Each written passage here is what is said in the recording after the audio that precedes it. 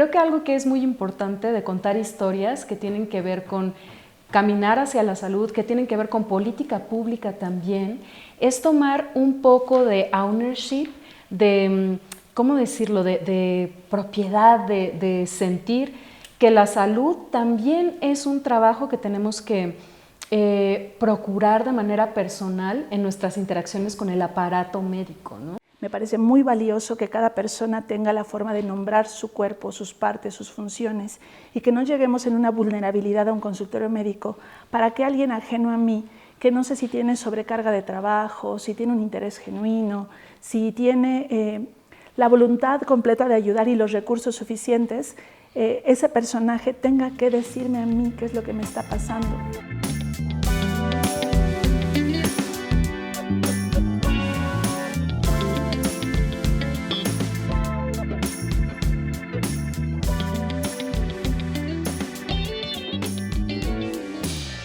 Hola, ¿qué tal? Bienvenidos al Futuro de la Salud. Yo soy Cintia Ramírez y el día de hoy me acompañan la doctora Mariana Robles, quien es médica ginecóloga, y Denise Márquez, que es editora del medio digital Malvestida.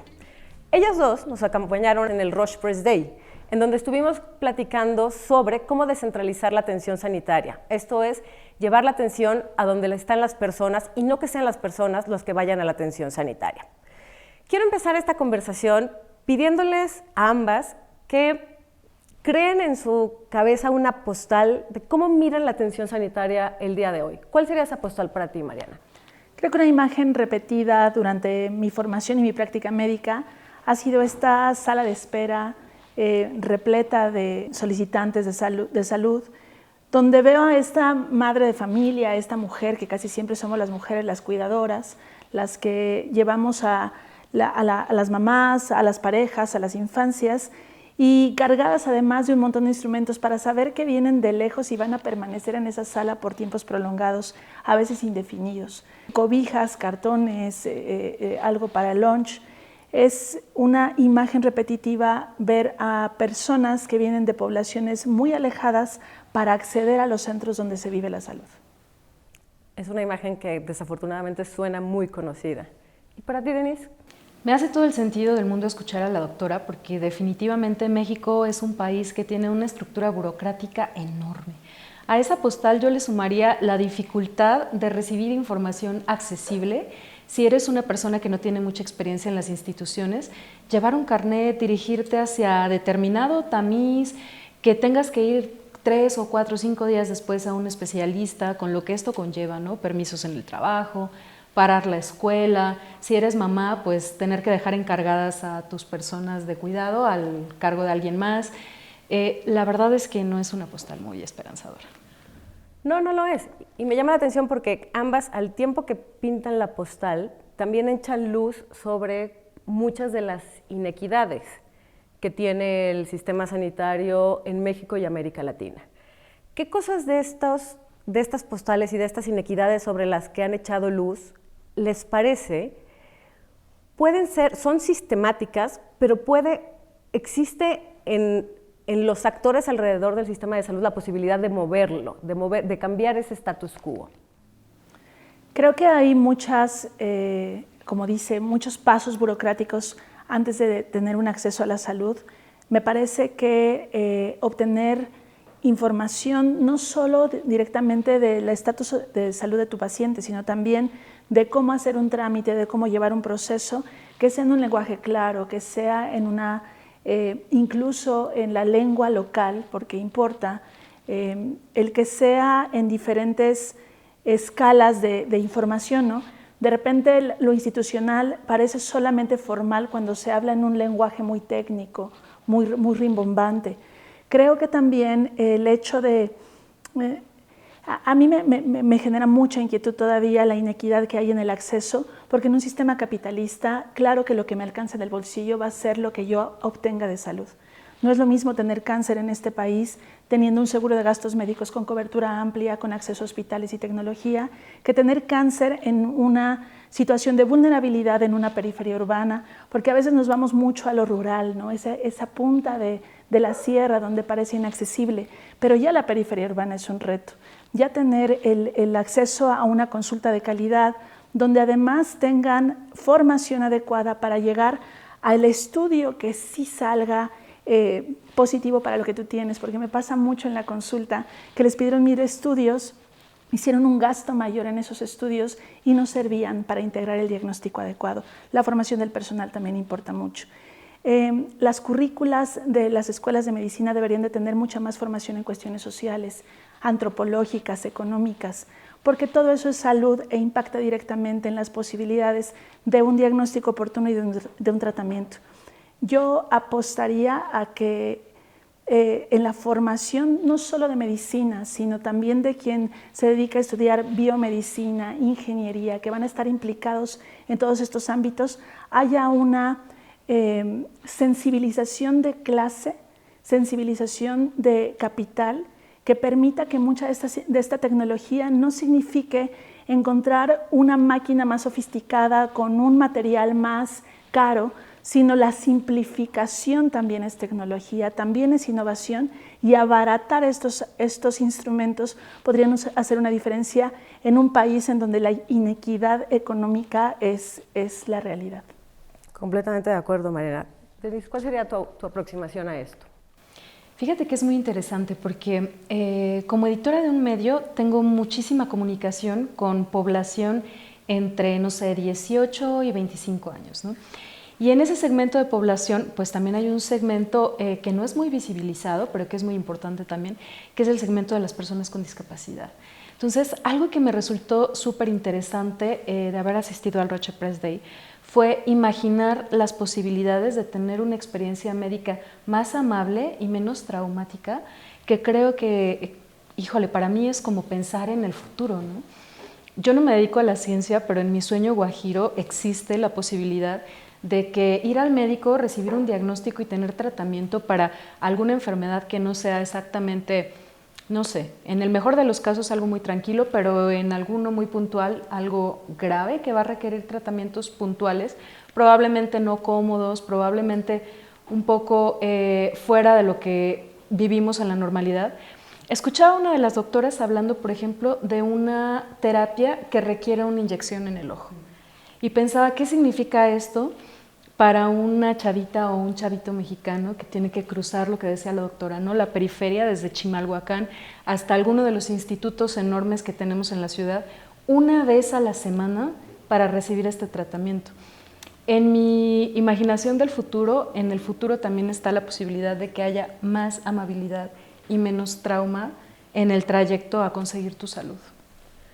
A ver, me parecen súper valiosos los aportes de cada una de ellas. Tú mencionas esta cosa del código postal, yo no lo dijiste así, pero el código postal no debería ser lo que nos determine, ¿no? Porque está esta como karma, lema, que de pronto es más importante el código postal que el código genético. Pero también hablas de determinantes sociales de la salud, ¿no? Porque no todo se concentra, o sea, sí es una cuestión genética, pero en dónde vives, la educación a la que tienes acceso, va condicionando un montón de variables. Y tú por la parte tocas todo el tema de cómo haces para que estos buenos deseos empiecen a acercarse, cómo hacemos para que la salud sea más amable, cómo hacemos para que sea más fácil de navegar. Las dos trabajan desde trincheras, bueno, la tuya específicamente médica, y la tuya aunque no lo es tanto, pero lo cierto es que ahora la comunicación converge muchísimo con la parte médica. ¿Qué cosas miran que apuntan hacia esta salud que no depende del código postal? ¿Qué rol juega la comunicación en ese camino que me queda claro que hay mucho por construir, que apenas estamos poniendo, y no que lo estemos haciendo nosotros, pero hay un esfuerzo colectivo social de echar luz hacia este problema? Pero ¿qué acciones o qué cosas ven que van abonando y que van cambiando la cara de esa postal que me describieron al principio? A mí me gusta mucho hablar acerca de alfabetización corporal. Creo que esta democratización de la información, quitar al conocimiento de un solo centro, también es dar acceso a la salud de diferentes formas. En mi caso, utilizo mucho la comunicación digital para facilitar la divulgación de información sobre tu propio cuerpo. Me parece muy valioso que cada persona tenga la forma de nombrar su cuerpo, sus partes, sus funciones, y que no lleguemos en una vulnerabilidad a un consultorio médico para que alguien ajeno a mí, que no sé si tiene sobrecarga de trabajo, si tiene un interés genuino, si tiene la voluntad completa de ayudar y los recursos suficientes, ese personaje tenga que decirme a mí qué es lo que me está pasando. Me parece muy importante que llegues armada a la consulta médica y no para una batalla, sino para una suma de saberes que horizontalicen la relación médica-paciente.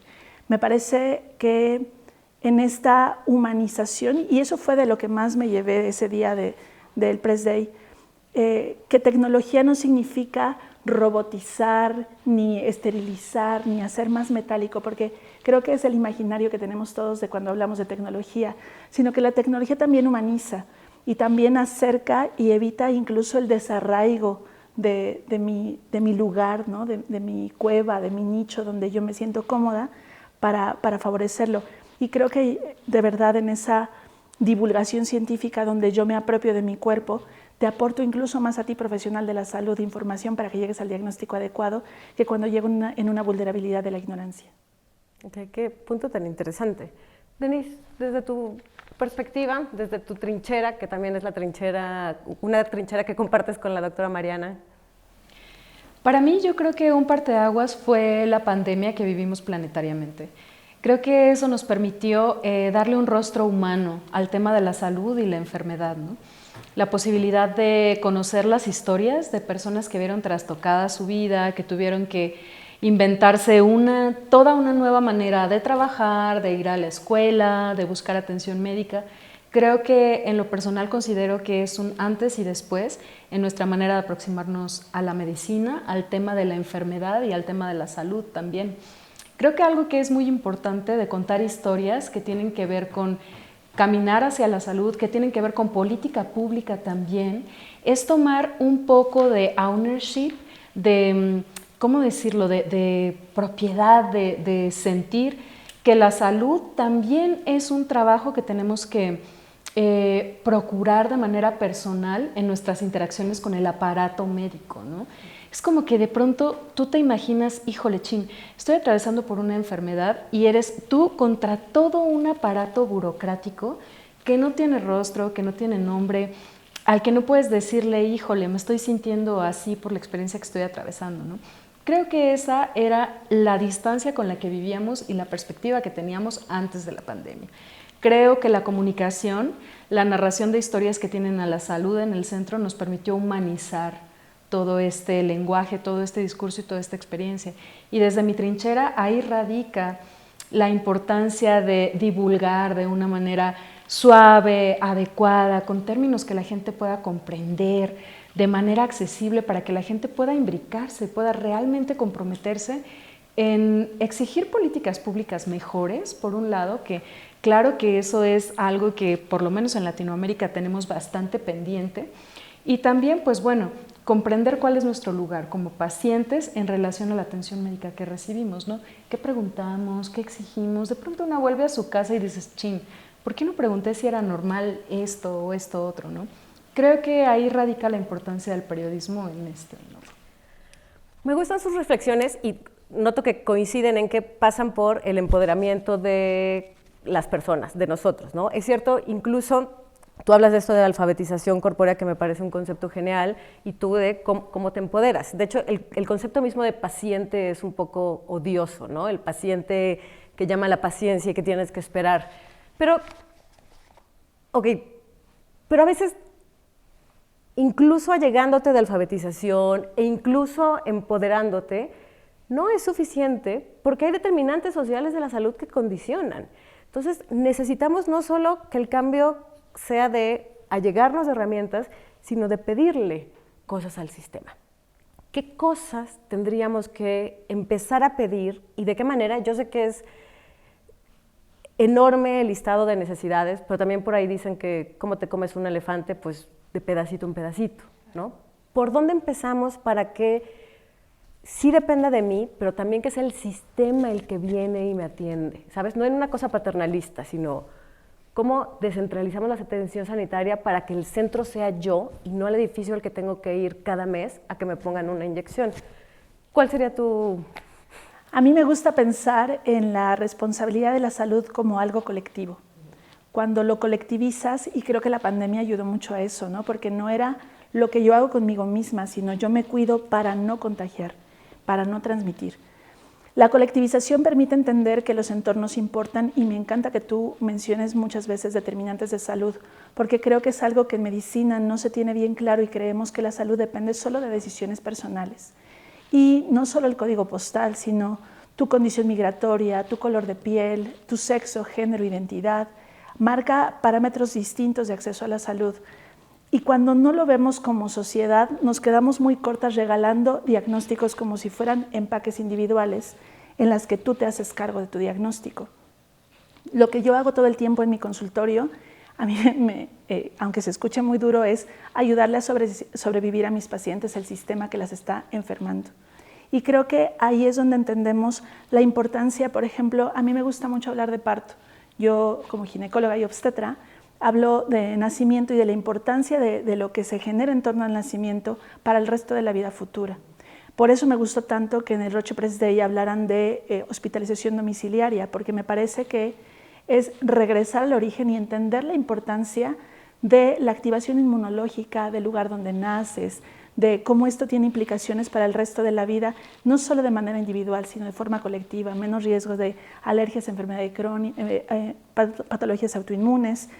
Y la idea de mantener incluso la salud mental de cada persona, porque puedo llevar el medicamento a su casa, porque le implica menos movimiento, porque le implica menos presupuesto, podría modificar por completo la experiencia de salud. Pero creo que hace falta mucha sensibilización de que todos somos corresponsables de la salud. Cuando contratas a alguien, las condiciones laborales que le das, la facilidad que tenga para tiempo, descanso y recreación, la importancia del sueño, el que hasta el alimento que eliges no es enteramente una decisión personal, me parece una reflexión imperativa para que podamos avanzar en ámbitos de salud. De acuerdo, gracias Mariana. ¿Tú, Denise? Algo que me parece súper interesante del presente es la cantidad, por ejemplo, de sociólogas, pensadoras que están hablando sobre el cuerpo enfermo. O sea, lo importante que es como normalizar y llevar al discurso de lo cotidiano, que hay personas que tienen requerimientos de salud a las que sí, como bien dice la doctora, colectivamente tendríamos que estar más sensibilizadas o por lo menos enteradas, ¿no? Pasó también en el Roche Press Day, estaba por ahí un paciente de hemofilia y yo escuchaba, ¿no?, como la importancia de tener herramientas adecuadas, informativas, para saber cómo como colectividad contribuimos a la normalidad de la vida de una chavita que tiene hemofilia y que no tendría por qué dejar de irse de antro, jugar en un equipo de básquetbol, saber cómo incide esto en el periodo, en las épocas de periodo menstrual, si tú eres maestra frente a grupo, qué onda con mi paciente. Creo que hay una necesidad imperativa de normalizar que hablemos un poco más del cuerpo enfermo permanentemente, ¿no? Porque ciertamente habrá momentos en los que toda la población pasemos por algún hospital, por alguna consulta médica, por alguna experiencia crítica, pero hay otras personas que viven en el cotidiano con una condición que nos requiere bien despiertas y bien comprometidas como colectividad. Entonces me encanta porque estamos muy colectivistas en esta conversación.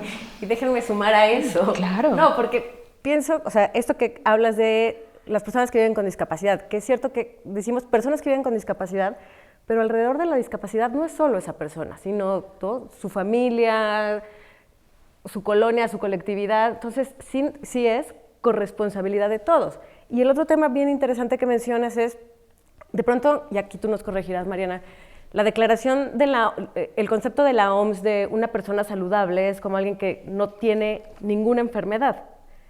Pues es un poco irreal, ¿no? Porque todos o vivimos con niveles de glucosa un poco altos o prediabetes, qué sé yo, ¿no? Pero quizá el concepto de salud tendríamos que entenderlo no como la ausencia total de enfermedad, sino como ese estadio en el que, incluso viviendo con un padecimiento, puedes tener tus necesidades médicas satisfechas y tener menos limitaciones. Incluso yo cambiaría la palabra estadio por un continuo, porque el estado también se antoja como algo fijo, ¿no? Algo que es, cuando en realidad nosotros estamos todo el tiempo malabareando con cuestiones bioquímicas, y nosotras como mujeres, día de ciclo, comiste, no comiste, dormiste, no dormiste, qué preocupaciones tienes. La salud además como algo que suena cliché y suena de concepto de libro, pero biopsicosocial, que va mucho más allá del cuerpo biológico enfermo. Sí, completamente de acuerdo.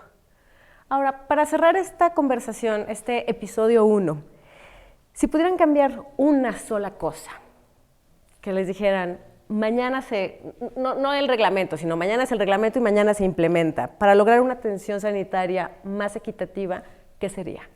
Empezamos contigo, Denise. A mí me parece que es absolutamente necesario, por ejemplo, reducir el tiempo de diagnóstico y afinar mucho mejor la flecha. Creo que la mayor parte de las personas en este país, en este continente, hemos pasado por la peregrinación que implica ir a un triage médico, enterarte si necesitas atención de especialistas, enfrentarte a la posibilidad de que no haya reactivos para diagnosticarte adecuadamente. Creo que yo, como paciente, una de las cosas que preferiría que sucedieran sería que se afinara un poco la flecha del diagnóstico y que fuera algo mucho más rápido y accesible para todas. Mariana. Yo insistiré en la descentralización del conocimiento, porque no solo le estoy hablando del término virtual de saberes, sino también de esa centralización de la salud en algunos edificios que se encuentran solamente en la ciudad, ¿no? Creo que en esa descentralización de los saberes también implica entender que estos entes comunitarios que se dedican a la salud, como las parteras, las mujeres que se dedican a hablar de herbolaria, de otro tipo de saberes que no se explican del todo en el lenguaje técnico de la medicina alópata, son muy valiosos. Esa descentralización también implica salir a las comunidades para saber qué necesitan, porque yo como mujer urbana que vive en una colonia del centro de la ciudad no podría saber lo que ocupan, ni en la periferia ni en una comunidad rural. Y la respuesta siempre está en asumir que no estás en esa condición, callar, escuchar y resolver a las peticiones que están teniendo las personas directamente necesitadas de esa atención optimizada. Me gusta el enfoque, no sé si le suena Iván Illich, no el cuentista, sino fue un intelectual mexicano que vivió en Cuernavaca muchos años y tenía un libro que se llamaba Némesis Médica. Y lo que planteaba es que históricamente nos hemos acercado a la medicina viéndola como una némesis, con miedo. ¿Por qué? Porque nos sentimos en asimetría de información. Entonces, al momento en el que tienes estos elementos que son tan valiosos de lo que señalas, de descentralizar el conocimiento, tu relación con el médico ya no es de némesis, o con el sistema, no debería ser de némesis. Y es ahí en donde se vuelve efectivo también no solo descentralizar el conocimiento, sino descentralizar la atención sanitaria para que no tengas que ir a hacer 13 horas de Valladolid a la Ciudad de México a hacerte un diagnóstico. Y lo otro, que el sistema no se acaba el tema no se acaba en el diagnóstico. De nada te sirve tener un CD con tu mamografía si no recibes la atención oportuna, ¿no? Cerrar la pinza. Pero me quedo con esos dos conceptos que son descentralización del conocimiento, mayor tino en la parte del diagnóstico para cerrar el tratamiento, y creo que eso podría bien englobarse con uno de los grandes, no sé cómo decirlo, de las grandes esperanzas que tenemos puestas en la descentralización sanitaria. Muchas gracias por esta conversación. Gracias a ustedes por el espacio. Gracias.